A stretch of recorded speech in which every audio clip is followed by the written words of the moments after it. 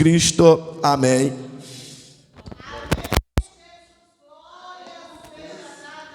Glórias a Deus. Pai do Senhor, meus irmãos. Glória a Deus. Louvado seja o nome do Senhor. Abra sua Bíblia no Salmo 137. Quero louvar o nome do Senhor nessa noite, pela sua misericórdia.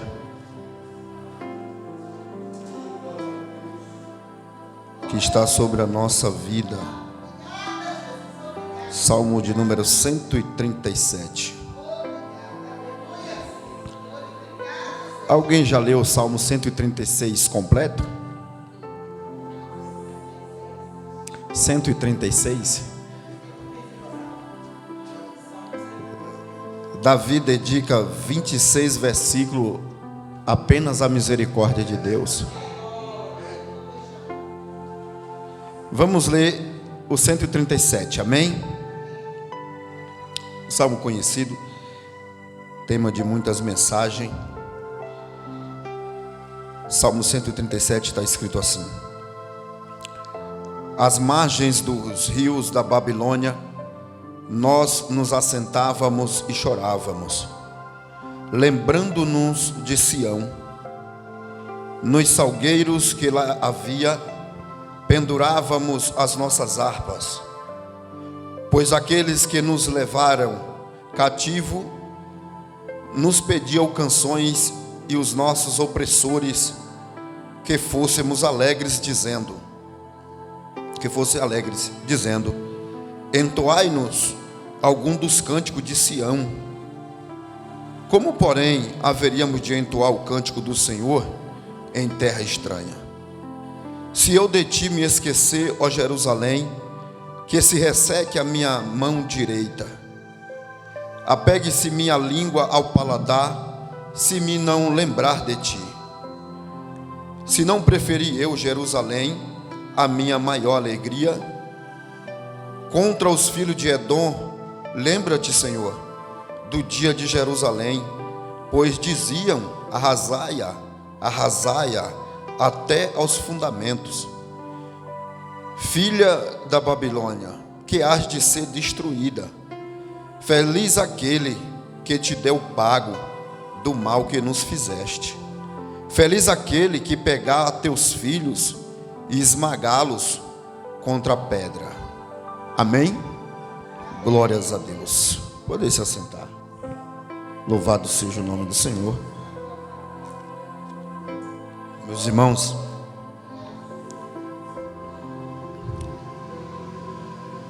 não precisa nem explicar como foi esses dias, né? Cansativo, corrido, fatídico, mas Deus não desampara nunca. Pense num amigo de verdade, sincero, um amigo que está em todo o tempo, em qualquer situação. É o nosso Senhor. Louvado seja o nome de Deus, nosso Senhor e Salvador Jesus Cristo, nessa noite, pela sua presença em nossa vida. Como diz o salmista Davi, o profeta, diz: se não fosse o Senhor, os nossos inimigos já tinham pisado a nossa cabeça. E ele ainda diz: Israel que o diga. Ele diz: Israel sabe muito bem disso, né? Devemos reconhecer a misericórdia e a bondade de Deus sobre a nossa vida. Meus irmãos, nesse salmo de número 137, vemos um salmo aonde o povo de Deus expressa seus lamentos, seu sofrimento, a amargura do seu coração e da sua alma, por se lembrar da oportunidade que tinham e desperdiçaram, por se lembrar de tudo que Deus lhes proporcionou, mas eles fizeram pouco caso e mau uso daquilo que Deus lhes proporcionava. Quando lemos o Salmo de número 137, lembramos do vale da Bíblia, Aonde está o vale da Bíblia? Livro de Lamentações. É um livro aonde expressa a tristeza, a amargura, um tempo de calamidade, um tempo de tristeza, de sofrimento, de pranto, de choro, de perda, e no coração de muitos de desesperança. Somente o remanescente continuava crendo. Quando observamos o Salmo de número 137, vemos um povo servo de Deus, mas que estava longe. Um salmo que expressa saudade, tristeza, arrependimento, frustração, angústia e anseio e lembranças. Como se diz no dito popular de hoje, a tal da TBT, né? Se lembrando dos tempos bons.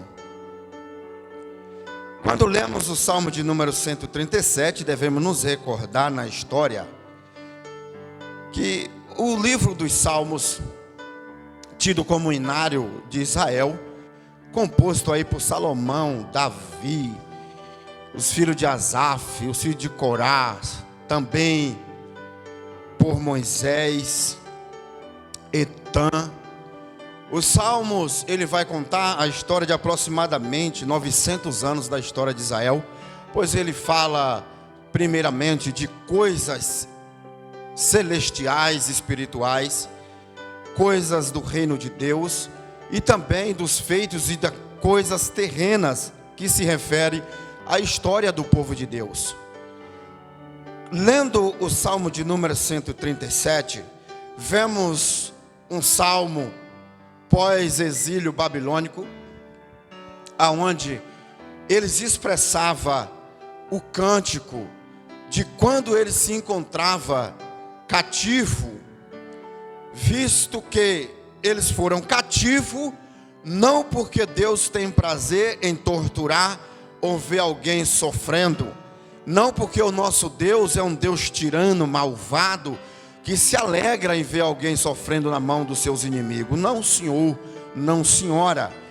Mas o Salmo de número 137, nós observamos o amor e a misericórdia de Deus em corrigir os filhos que amam, que Ele ama, para que retorne a sensatez da sua loucura em substituir o nosso Deus e adoração por coisas de nenhum proveito. Eu quero pedir às crianças, por gentileza, que se assente e ouça a palavra. Glórias a Deus. O Salmo de número 137, vamos ler na história de todos esses anos do povo de Deus, que não foi por falta de advertência, nem de aviso, nem que Deus levantasse alguém para adverti-lo.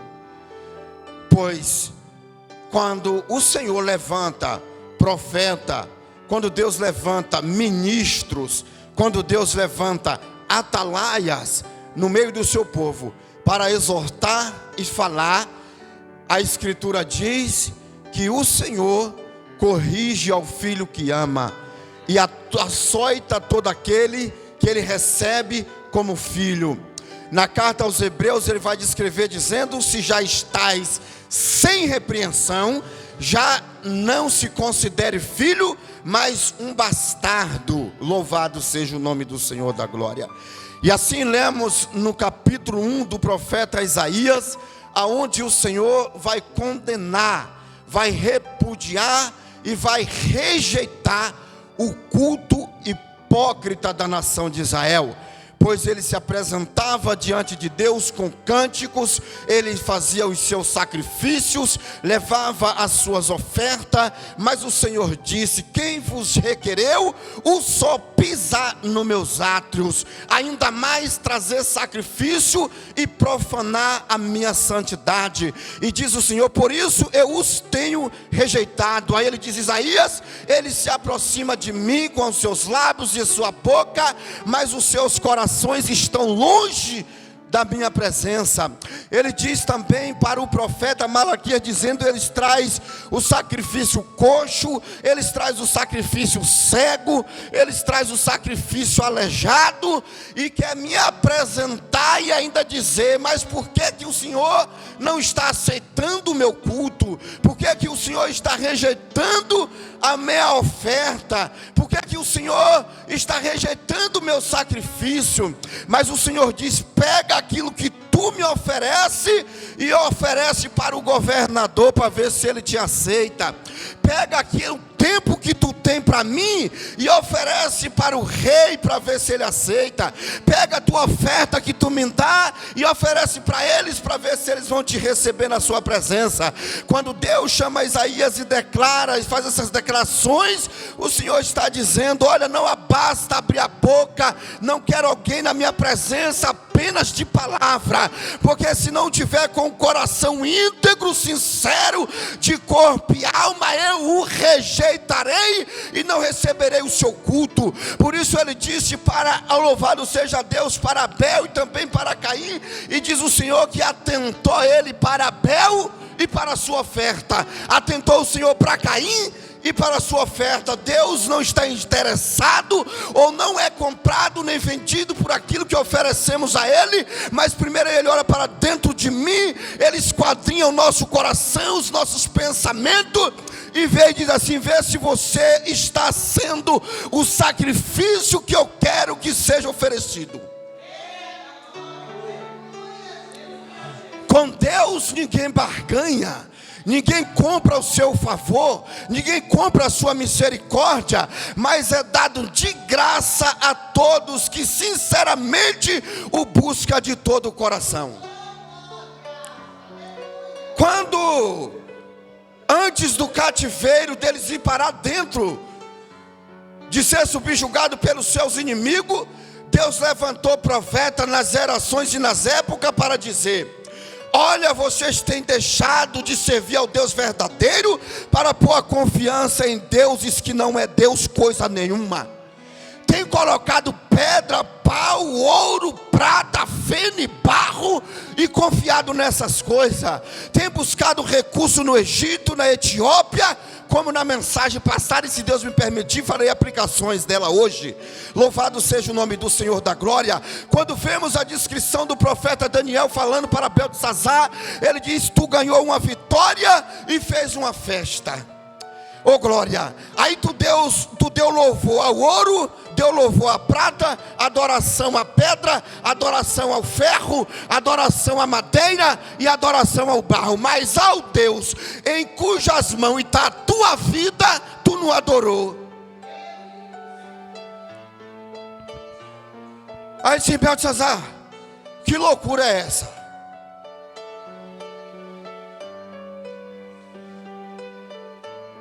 Como que tu põe a confiança naquilo que não é Deus, naquilo que não é de nenhuma valia e nenhum proveito? Mas não foi por falta de aviso. Quando os babilônios invadem a nação, ele leva duas levas para dentro do cativeiro, 70 anos escravo. Eles foram involuntariamente, ninguém vai escravo por espontânea vontade. Todo escravo não tem domínio de si mesmo, mas ele é dominado por aquele que se torna o seu senhor. E outro dia o varão parou para mim e disse assim: esse negócio de igreja é escravidão. Esse negócio de servir a Jesus é uma prisão. Eu quero ser livre. Eu falei: você não conhece o Senhor, não sabe o que é a igreja e nem conhece muito menos a Cristo nem o Evangelho, pois você é escravo da sua concupiscência, dos seus pensamentos e das suas paixões. Eu disse: o que aconteceu com você que você está revoltado? Alguma frustração você tem, porque ninguém fala assim estando no Espírito, só fala se estiver na carne. Eu disse para ele: porque se você conheceu o que é liberdade, liberdade é o poder de eu dizer não. Isso é liberdade. Minha carne diz faz, eu digo não quero. Isso é domínio próprio. A minha carne diz, pode falar, mas eu disse, não, vou controlar minha língua, porque isso aqui não convém. Paulo disse, todas as coisas me são lícitas. Quando ele disse, todas as coisas me são lícitas, assim, ó, pode fazer o que você quiser. Mas ele disse assim, agora pondera, edifica você ou não? Não, não edifica, então para mim não me interessa. Isso é liberdade, poder de dizer não para aquilo que não edifica a minha vida. E esse homem estava revoltado. E eu conversando com ele, e ele começou a se abrir o coração, passou por uma frustração.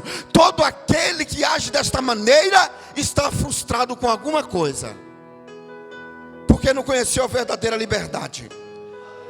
Quando olhamos o Salmo de número 137, eles vão para dentro do cativeiro babilônico. Pois quando vinham as batalhas, eles faziam alianças e confiavam em outros povos, entre as outras nações, para fazer aliança, para combater com outros reis, mas não confiavam no Senhor. Quando os reis vêm contra Josafá, Josafá diz, Senhor, é uma multidão que cobre a terra, e em nós não há poder para a guerra, em nós não há força alguma, mas a nossa fé e a nossa confiança está no Senhor da glória. Aí a escritura diz assim, que Israel era como um rebanhozinho de cabra, só um pouquinho no meio do deserto, e os sírios cobriam a terra, parecia um enxame de gafanhoto, mas o Senhor da glória estava com os poucos que ainda estava acreditando e colocando a sua fé no Senhor. Escute isso. Quando a nação de Judá e Jerusalém vai parar, a destruição acontece, eles vão para dentro do cativeiro, mas mesmo dentro do cativeiro, lá permanece 4 jovens dizendo, nós não nos prostramos ao sistema babilônico de Nabucodonosor, permaneceremos íntegro na presença do Senhor da glória. Louvado seja o nome de Jesus Cristo. Quando olhamos o Salmo, ele já diz assim, à beira dos rios da Babilônia, nós nos assentávamos e chorávamos, lembrando de Sião. Quando eles estavam em Sião, eles ofereciam coxo, aleijado, animal manco. Quando eles estavam em Sião, o seu culto era hipócrita, o seu sacrifício era falso, era fajuto. Eles não deu o devido valor à presença de Deus que os acompanhava, que lhes dava vitória no meio da guerra, a providência do Senhor que provia no meio da escassez e nos tempos remotos. Oh glória, aí o Senhor diz, permitirei um cativeiro e os ensinarei o valor da minha presença. Oh glória, oh Jesus contou que havia um filho que estava na casa do pai, poderia usufruir de tudo na casa do pai, na sua fazenda, mas ele disse, de que me serve ter tudo na casa do meu pai, se eu não posso sair e fazer o que eu quero? O pai disse, fique à vontade, você quer a sua parte, está aí, pode pegar, já que você me tem como um morto, não tem problema. E ele pega a sua parte da herança e vai. E o pai disse, pode ir, fica tranquilo filho, é tudo teu. Mas quando ele está longe da casa do pai, nada daquilo que ele colocou a sua confiança permaneceu. O que ele levou acabou. Os amigos que estavam à sua volta foram embora, porque a maioria dos amigos é assim. Quando você está na bonança, está bem, está em cima, tu está rodeado. Mas quando tudo acabou, só restou para ele um chiqueiro e ração de porco para ele comer. Quando ele olhou em volta, já não tinha mais ninguém. Sabe de quem ele lembrou? Ele disse, na casa do meu pai até os empregados vivem melhor do que eu. E nesse momento, ele diz assim, como eu queria agora estar na casa do meu pai. Há muitos que têm a oportunidade de estar no culto, mas ele prefere a festa. Há muitos que têm a oportunidade de entregar a sua vida, de se dedicar integralmente à obra do Senhor, mas ele escolhe o passeio. Ele diz: não, deixa eu curtir a minha vida primeiro. Jesus disse assim: quer me seguir? Ele dizia: Jesus, eu vou te seguir para onde for. Só que é o seguinte, eu tenho umas coisas ainda para fazer. Eu tenho muita coisa ainda para resolver. E Jesus diz assim: aquele que não renuncia a tudo quanto tem, não pode ser o meu discípulo, não pode aprender comigo, não está preparado para me seguir ainda, pois ainda tem muita prioridade. E Cristo não pode ficar em segundo plano. Vou falar de novo. Ele disse: não terás outros deuses diante. Ele disse: nada pode vir primeiro na sua vida se não for o Senhor. Pois tudo aquilo que ocupa em primeiro lugar a nossa vida se torna o nosso Senhor, e nos tornamos escravos dela. Quando eles estão na presença de Deus, eles deitavam, enrolavam, ficavam à vontade e não davam o devido valor. Quando se torna escravo, agora eles começam a se lembrar e a dizer: como eu queria ter a oportunidade de estar agora na casa, dentro do templo, adorando o nome do Eterno. Como eu queria agora estar com as minhas duas pernas boas. Como eu queria ter saúde. Como eu queria agora dar aquele glória a Deus. Mas nem força para falar eu tenho mais. Oh Jesus. Oh irmão, tome cuidado. Tomemos cuidado com o que é prioridade hoje na nossa vida. Porque um dia podemos estar do outro lado e dizer assim: quem me dera que eu tivesse a oportunidade de estar lá, quando eu tive tempo para fazer da forma correta e não fiz. Quando eu pude me doar mais e não me doei. Quando eu poderia oferecer o melhor sacrifício, eu não ofereci. E agora que estou nessa condição, minha vontade era oferecer. Aí eles se assentam na beira do rio da Babilônia, chorando amargurado, e há alguém que prega sobre o cativeiro e ainda ri. Mas só quem está no meio de uma guerra, que perde famílias inteiras, que perde pai, perde mãe, perde filho, perde esposa, muitos se tornaram órfãos. Vê famílias inteiras sendo mortas pelos inimigos, vendo a cidade inteira ser destruída, vendo o templo aonde eles... Eu vou lhe dizer uma coisa. Hoje, na cultura e no contexto brasileiro em que vivemos, se fechar uma igreja, tem gente que ainda dá risada. Se derrubar um templo, tem diz ainda que ri, diz assim: olha, eu não disse que Deus não estava naquele lugar. Diferente dos nossos irmãos no contexto da história e das épocas, que quando acontecia um fato desse, a maior tristeza deles era estar longe da casa de Deus. Nesse Salmo 137, com todas as percas de uma guerra, eu vejo pessoas no Instagram, na internet, ganhando dinheiro, fazendo piada com a guerra da Ucrânia, com a guerra de Israel, com a guerra de Gaza, gente dando risada, rindo, fazendo graça com a guerra, mas não observa que do outro lado tem uma mãe que perdeu seus filhos, tem pessoas doentes, tem pessoas mortas, tem pessoas morrendo de fome, tem pessoas que não têm sanidade básica, não tem lugar para dormir, não tem lugar para comer, famílias inteiras devastadas, enquanto o brasileiro está na internet rindo da condição da guerra. Teve um homem que falou para mim: tomara que com esse governo venha outro país, faça uma guerra, tome logo esse Brasil e a gente fica livre. Eu falei: você veio da onde? Como disse os homens no barco: de onde tu vem? Qual é o teu povo? Qual é a tua ocupação? Tu sabe o que é uma guerra? Você sabe o que a população civil sofre com uma guerra? Enquanto aqueles que podem mais é quem manda, aqueles que podem mais vai viver na bonança, enquanto a sociedade é destruída, morta, vai passar fome, doença, privação, vai perder tudo que tem, filhos vão ser abusados, mulheres abusadas, e ainda tem alguém dizendo assim, fazendo piada com a guerra. Então alguém olha para o Salmo, olha para a Bíblia, quando os inimigos de Israel entram e devastam a nação, tem alguém que consegue pregar e ainda rir de uma situação dessa.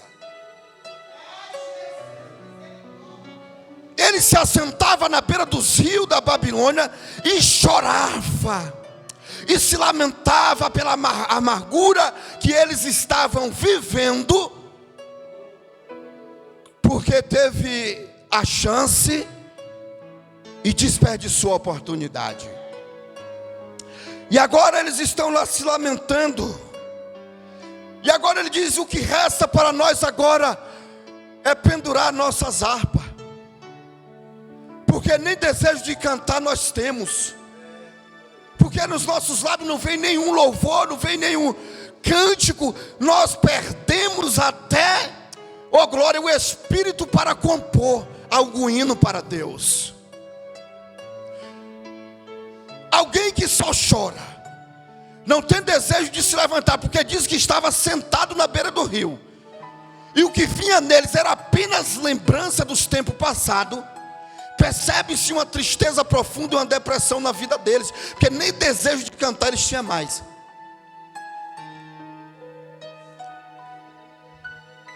Aí os inimigos olhavam para eles naquela condição e diziam assim: ó, canta aí alguns cânticos daquele que tu cantava lá em Sião. Prega aí uma mensagem daquela que tu gostava de pregar quando tu estava na presença dele. Louva com aquele poder, com aquela autoridade que tu louvava. Faz alguma coisa agora. O diabo engana, derruba, escraviza e depois zomba da cara do indivíduo e ainda diz: faz igual tu fazia agora. Porque uma coisa é ter ousadia quando se está com Deus, outra coisa é querer ter ousadia sozinho, sem Deus. Os filhos do sacerdote olhou para Paulo e disse: se Paulo pode, eu também posso. Se Paulo faz, eu também faço. Paulo não é melhor que ninguém. O quê? O poder que está nele pode estar sobre mim também. Vá, faça. Ele disse assim: eu te expulso, demônio, no poder do Jesus que Paulo prega. O demônio disse: o quê? Eu conheço Paulo e também conheço Jesus, mas você para mim não é nada. Deixa eu lhe dar uma surra para você aprender a se converter. E quando olhamos isso é triste, porque nós podemos observar na nossa trajetória cristã pessoas que andam perdendo a guerra, apanhando do diabo, apanhando dos demônios, sendo vergonha e chacota, mas eles ainda conseguem rir. E aqueles que vê ainda olham e apontam e assim: ainda consigo dar risada daquela situação. Não, meu irmão, não é para rir, não, é para chorar. É para se assentar, dobrar o joelho e se lamentar da condição espiritual. Quando ele se assentava na beira do rio, ele dizia, o inimigo se aproximava, e aqueles opressores diziam: cantaram alguns cânticos aí. Mas ele dizia: como podemos cantar um cântico do Senhor em terra estrangeira? A pergunta que eles fazem é: como podemos cantar algum cântico do Senhor em terra estranha? Como podemos cantar no tempo de aflição e de sofrimento? Será que ainda sai algum louvor da nossa boca no momento da calamidade, da escassez, da provação, do fogo, da água profunda? E eu digo que a misericórdia de Deus os levou, porque se fosse o juízo de Deus já tinha os matado pela idolatria e pelo culto falso que eles ofereciam. Mas mesmo assim Deus ensina para eles. Por que Deus permite isso? Porque se Deus deixa eles sendo hipócrita dentro do templo, na presença de Deus, nunca se consertava.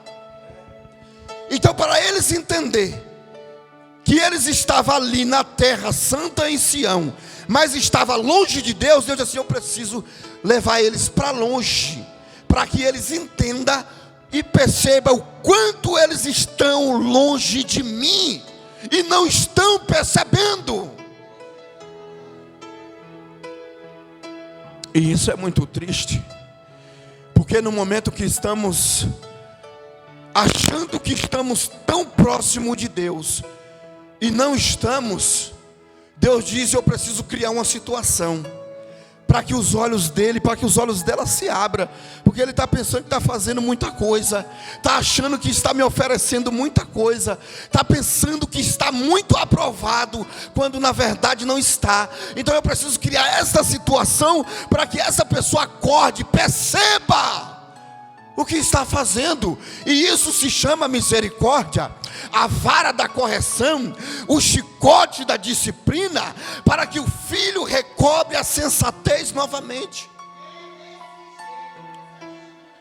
E eu lhe digo uma coisa: não brinque com o diabo não, porque ele não alisa, ele não massageia ego de ninguém.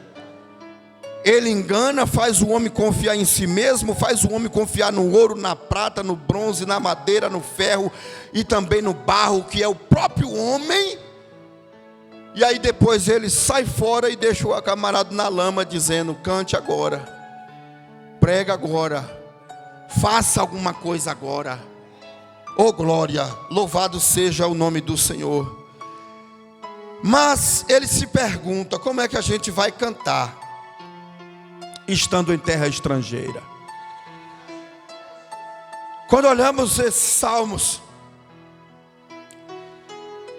ele se assenta na beira do rio e chora.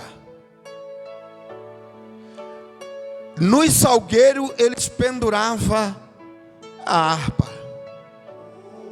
Mas no capítulo 44 de Isaías, o Senhor disse que a posteridade de Jacó e de Israel ia prosperar como o salgueiro na beira do rio. Em Isaías 44, o Senhor diz: Isaías,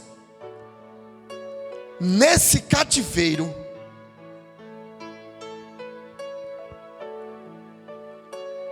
na beira do rio, eles vão crescer igual salgueiro perto da água.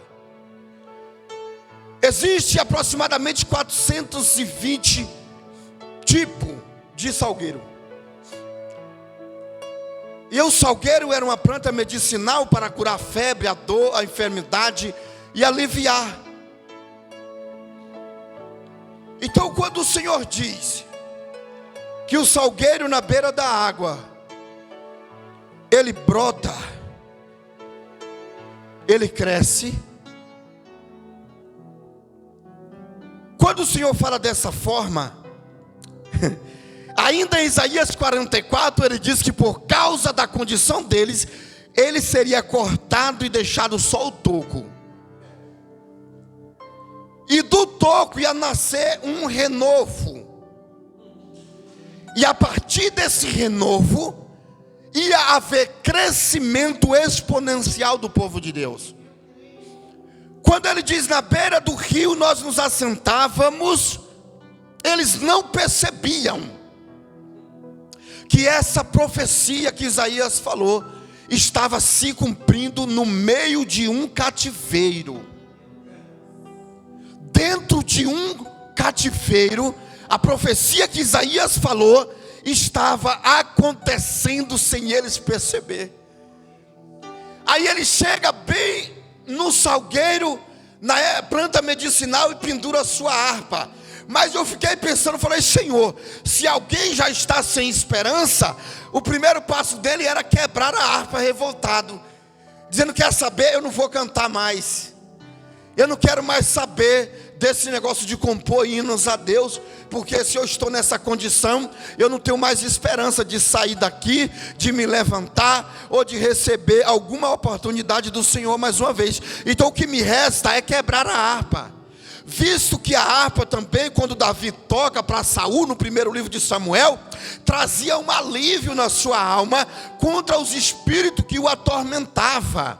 Alguns dizem que era uma profunda depressão que Saul sentia, mas quando Davi tocava a harpa, ele sentia um alívio. Então aquela harpa pendurada no salgueiro, nós dizemos: pai, se você entoar o cântico no meio do sofrimento e da angústia, é a única coisa que vai te trazer algum alívio.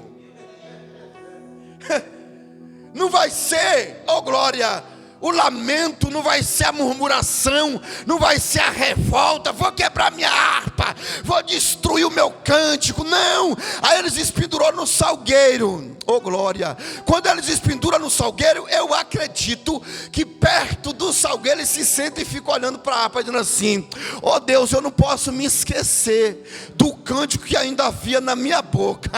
Quando ele se levanta de manhã, ele diz assim: a minha harpa está ali, eu sei o que eu tenho que fazer. Toda vez que eles passavam perto do salgueiro para ir trabalhar, porque os seus exaustores não davam moleza.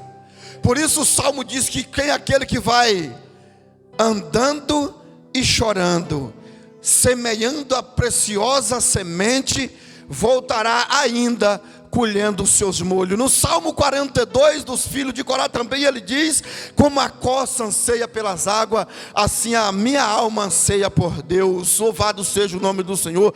A minha alma tem sede de Deus, do Deus vivo. Louvado seja o nome do Eterno. Aí ele diz assim: e quando me verei ainda na presença dele, oh glória. Aí ele diz assim: porque ainda os meus opressores diz: e aí, aonde está o teu Deus?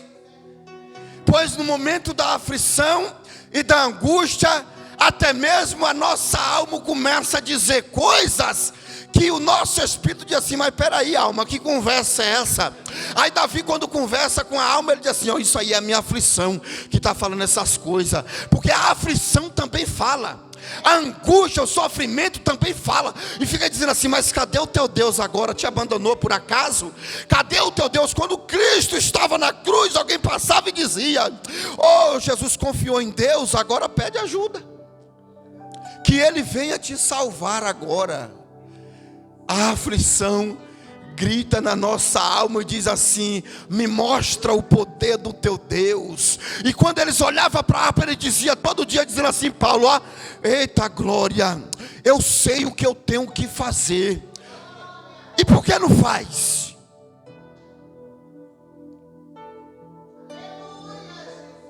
Pode falar para alguém assim: irmão, eu tenho um desejo, eu sei, eu preciso me levantar, eu preciso retomar a caminhada novamente, eu preciso tomar o meu rumo. Aquela harpa pendurada no salgueiro não deixava eles esquecer, porque ele vai descrever e vai dizer assim: olha, que me apegue a língua ao céu da boca, que eu fique mudo, se eu me esquecer de Sião. Eita glória! Que resseque a minha mão direita, que eu não toque nunca mais, se eu não preferir Jerusalém, a cidade do grande rei. Observe que o desejo que eles tinham na alma não era outra coisa senão voltar ao templo para dar glória, louvor e adoração ao Deus de Israel.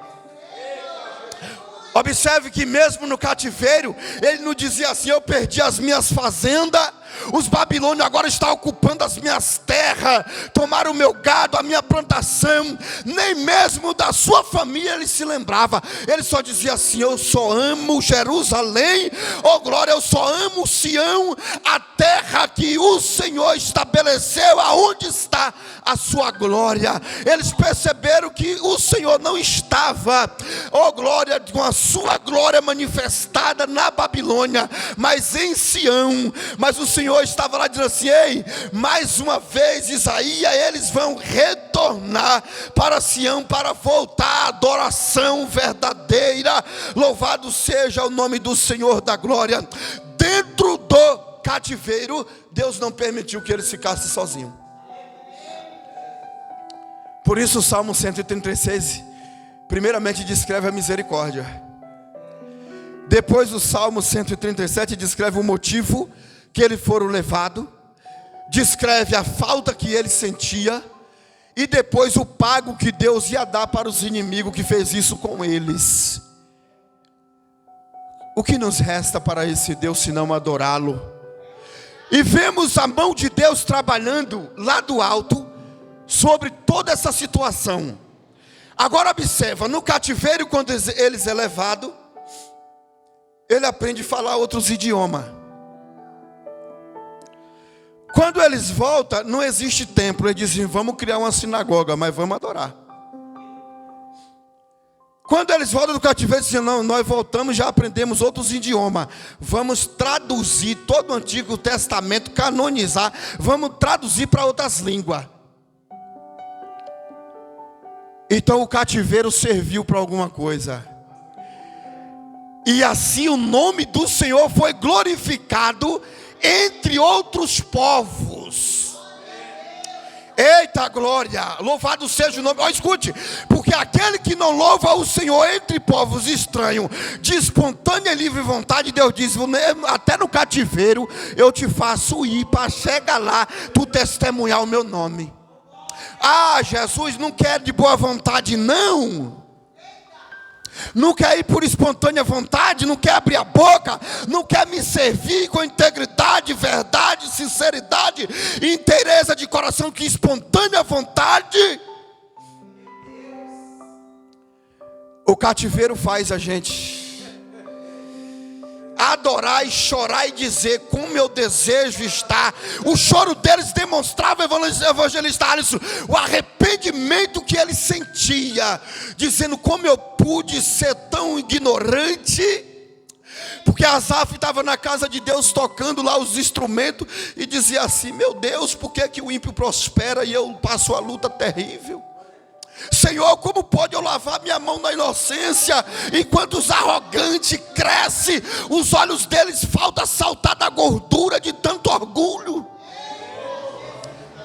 E Asaf, já com 70 anos, ele entra e sai na casa de Deus, dizendo, de que me adianta ter um coração puro? De que me vale estar na casa do Senhor, se eu passo tanta aflição? E o Senhor observando ele, ano após ano, entrando, tocando, dando glória, pregando, falando. E Deus disse, eu estou olhando teu coração, Asaf, porque o teu coração não está em mim, está cobiçando o que é do ímpio, está olhando o carro do perverso, está olhando a escola. Eita glória, diz assim, Senhor, olha para eu te sirvo, mas olha só, Senhor, a filha dele estuda naquela escola e a minha estuda na escola pública. Senhor, ele passa com aquele carro, mas olha o meu carro. Ele mora naquele condomínio, mas olha a minha casa, Senhor. E o Senhor olhando para o coração de Asaf, assim, um dia eu vou te revelar. Um dia eu vou abrir o teu entendimento. Um dia eu vou abrir o teu entendimento. Está, eita, agora na casa de Deus, cantando, pregando e falando, não quer dizer que aí já entendeu os caminhos do Senhor. E o Senhor diz, Asaf, eu vou te revelar os meus caminhos. O meu caminho para ti é seguro. O caminho que eu ponho eles é escorregadio. E ele diz assim, quando tu acordar, a tua vida está na minha mão, Asaf. Mas quando ele despertar como de um sonho, eu desprezarei a imagem deles. E o que tu quer, Asaf? Quer o que eles têm? Ou quer o Senhor? Tu quer a prosperidade dele? Vai em frente, fica à vontade. Mas saiba que aquilo que você quer deles agora, o caminho deles também te aguarda.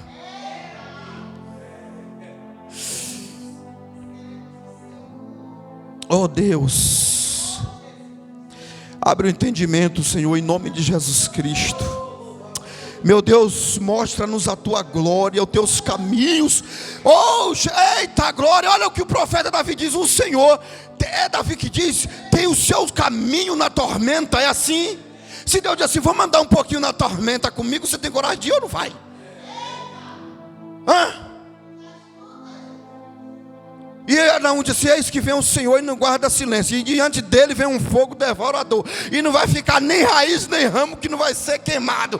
Tu quer andar com ele na tormenta ou quer apenas uma vida tranquila, pacata, de fortuna nessa terra e um caminho escorregadio que te aguarda no final? Aí Asaf diz, o que, Senhor? E é assim, não, Senhor, então quem tenho eu senão a ti nos céus? E quem eu tenho na terra, senão o Senhor? Pois o Senhor é a minha herança, o meu Deus para sempre, o Deus que eu confio. Aí Deus disse, agora você acordou para a realidade. Asaf disse, é verdade. Deixa eu andar com o Senhor na tormenta, mas eu sei que na tormenta tu está comigo também. Eu sei que no redemoinho o Senhor fala comigo. Pois ele disse: Jó, deixa eu te falar com tu aqui no meio de um redemoinho. Eu sei que esse redemoinho aí não vai te matar não, Jó. Isso aí é para tu me conhecer, porque tu me oferecia sacrifício, mas era apenas para eu proteger os teus filhos. Tu me oferecia sacrifício de madrugada, mas era só para obter o meu favor. Mas eu vou me revelar para tu e tu vai me conhecer. Aí quando Deus fala com o Jesse, eu vou botar a mão na minha boca, eu vou ficar quieto, porque eu falei uma vez, falei duas não, falei uma não, falei duas, Senhor, é verdade, falei demais. E ainda queria dizer que tinha falado pouco, né? Ele disse: não, falei uma vez só. Eu falei: não, falei duas. Mas agora ponho a mão na minha boca e reconheço que tudo podes e nenhum dos teus planos pode ser impedido. Valorizemos a presença do Senhor. E vamos dizer igual Asaf nessa noite: Senhor, tu és a minha herança, o meu rochedo, a minha torre forte, a minha segurança, o meu esconderijo, o meu baluarte, o meu escudo. Oh Deus, a minha herança, o meu Pai, o meu Senhor da glória. E bom é ouvir a tua voz, Senhor. Bom é ouvir a voz do Senhor. Lembre-se disso, que Deus também tem os seus redemoinhos para falar com a gente. Deus tem seus caminhos na tormenta. Deus tem seus caminhos no meio das ondas, quando ela está varrendo o barco. Ele diz assim: agora eu vou falar com você. Eita glória, eu conversando com a diaconisa Janiele, e ela falou assim para mim: tu percebeu que Pedro estava perto de Jesus e ainda conseguiu desviar o olhar? Eu falei: é mesmo, né? Ele andou, quando chegou perto. Por que estava perto? Porque Deus só estendeu a mão e já pegou ele. Então do lado, ele ainda conseguiu olhar para a tormenta, só para a tempestade. Mas não olhou para o Cristo que estava diante dele, na sua frente, dizendo: rapaz, o Senhor me fez caminhar em cima do mar bravo até perto, e eu ainda consegui olhar para o outro lado. Tu está vendo como nós somos? Pedro é a gente todinho. Não critique o Pedro não, porque estando do lado dele, perante a sua face, nós ainda conseguimos olhar e dizer assim: meu Deus, que tempestade é essa? Mas não dizemos assim: rapaz, olha o tamanho do meu Deus. Aí disse: é tempestade, opa aí, tu viu? Tu está vendo o tamanho dele? Israel dizia o quê? Nós é gafanhoto, vai ser devorado igual pão. Aí Josué e Caleb diziam assim: é nada. Se ele falou com a gente é que vai jantar eles. E se ele não sair, nós vai empurrar ele igual um trator empurra uma pedra. Oh Jesus, louvado seja o nome do Senhor da glória. Oh irmão, glórias a Deus. Deus tem seus cativeiros para falar. Deus tem suas tormentas, seus redemoinhos. Mas eles não morreram, né? Ele disse que enviou um homem, né? Com um grilhão, preso por corrente.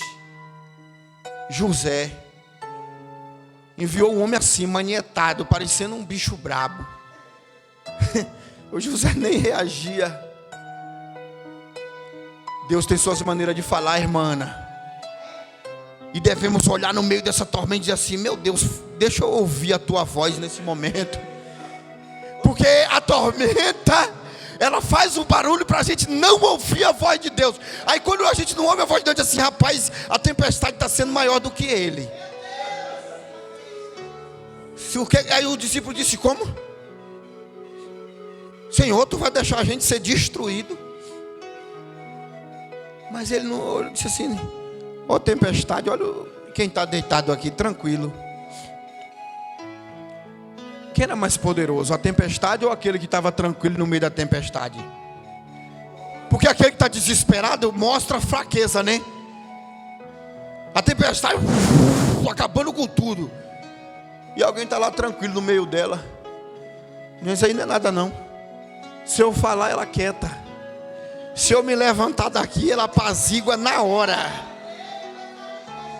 Só em ouvir a voz dele, tudo. Que agora ele está falando. A natureza diz: calma, vento. O mar diz: cala a boca. Todo mundo em silêncio, porque agora ele está falando. E quando ele está falando, ele diz assim: ei, o Senhor vem. Cale-se diante dele toda a terra. Cale a boca os reis, os grandes e os poderosos. Guarde a sua língua, porque é na hora do Senhor falar. Ninguém pode interferir. Você crê que Deus fala na tormenta, na tempestade, no redemoinho? Que Deus fala no cativeiro, Deus fala no mar, Deus fala, oh glória, e brada no meio do relâmpago e da tempestade.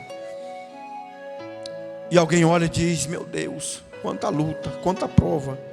E Deus dizendo: eu estou falando com você e você não está me ouvindo. Davi entende e diz assim: isso aí é a aflição da minha alma que está falando, não está deixando ouvir a voz de Deus. Pois o Senhor é aquele que não abandona, não deixa, e nem rejeita o clamor do aflito e nem do necessitado. Pai, nós te damos graça nessa noite pela tua palavra. Nos torna sensível para ouvir a tua voz no Espírito, para ouvir, ó Pai querido, louvado seja o nome do Senhor, quando tu fala sem palavra. Quando o Senhor fala, meu Deus, de formas e maneiras, nos faz contemplar a tua glória e o teu poder nos momentos difíceis, em nome de Jesus Cristo.